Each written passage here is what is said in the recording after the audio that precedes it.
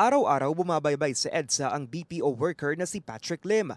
At sa gitna ng napapadalas na trahedya sa mga kalsada, suportado niya ang pagbabalik ng No Contact Apprehension Policy o NCAP sa ilang lansangan sa Kamaynilaan. Marami kasing kamote na motorista, so kaming matitino nadadamay. So para magkaroon din sila ng takot na kahit na walang mga enforcer, at least maging aware sila na may mga cameras na nagbabantay sa kanila. Pabor din si Patrick na pwedeng online na ang apela kung duda sa sinasabing violation. Okay lang naman sa akin online, basta yung, kunwari, may registered email ako dun sa plate number, tapos ma-receive ko na lang kung magkano yung fine, ano yung violation, tsaka may option na pwedeng i-contest. Pag sa kalsada, minsan ang hirap ng diskusyon, di ba?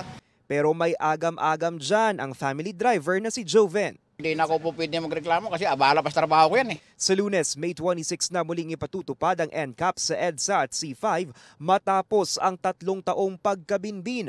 Una nang sinabi ng MMDA na pwede nitong maibsan ang trapiko sa gitna ng planong EDSA rebuild na inaasahang magsisimula sa Hunyo.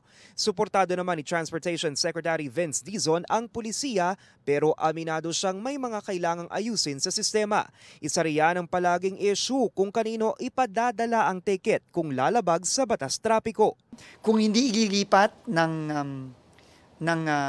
citizen yung rehistro kapag siya'y bumili ng second hand, problema yan. Pero kung mahirap ilipat dahil sa mga komplikadong mga proseso at red tape, problema din yan. So on our end, nag-commit po ang DOTR at ang LTO na isi-streamline natin yung prosesong yan.